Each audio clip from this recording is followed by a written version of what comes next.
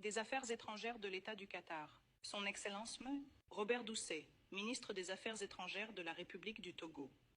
Désolé, mesdames et messieurs les sénateurs, Excellences, distingués invités, et à tous les citoyens congolais qui suivent ce mouvement, où que vous soyez. Il y a 2 mois, dans cette même salle, nous avons signé une déclaration de principe, un premier pas concret pour sortir de l'impasse et tracer la voie vers la paix. Aujourd'hui, ce choix prend forme, et des efforts soutenus portent leurs fruits. Avec cet accord de paix, nous ouvrons un nouveau chapitre qui exige non seulement un engagement, mais aussi le courage de le mener à bien. En signant cet accord, nous réaffirmons que la paix est un simple choix, mais aussi la responsabilité de respecter le droit international, de défendre les droits de l'homme et de protéger la souveraineté des États. Ceux qui ont le plus souffert regardent. Ils s'attendent à ce que cet accord soit respecté, et nous ne pouvons pas les décevoir. Cet accord s'appuie sur les efforts de nombreuses personnes.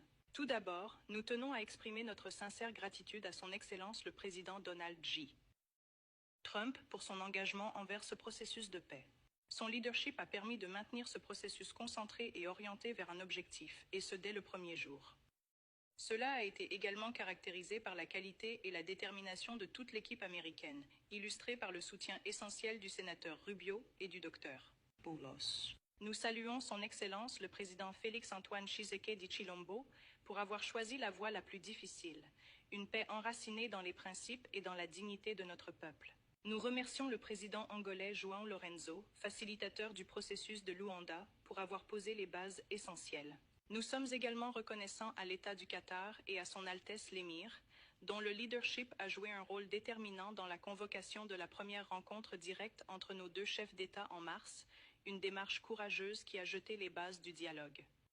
Le Qatar a depuis facilité de nouvelles négociations à Doha et est resté un partenaire fidèle et respectueux des principes tout au long de cet effort de paix.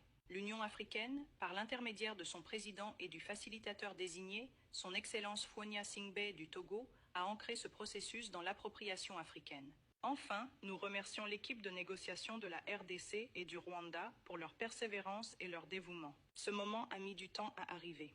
Cela n'effacera pas la douleur, mais cela peut commencer à restaurer ce que le conflit a privé de sécurité, de dignité et de sens de l'avenir à de nombreuses femmes, hommes et enfants. Pour la région des Grands Lacs, cela offre une occasion rare de tourner la page, non seulement avec des mots, mais avec un réel changement sur le terrain. Certaines blessures guériront, mais elles ne disparaîtront jamais complètement. Elles peuvent repousser, mais la peau restera toujours fine et fragile.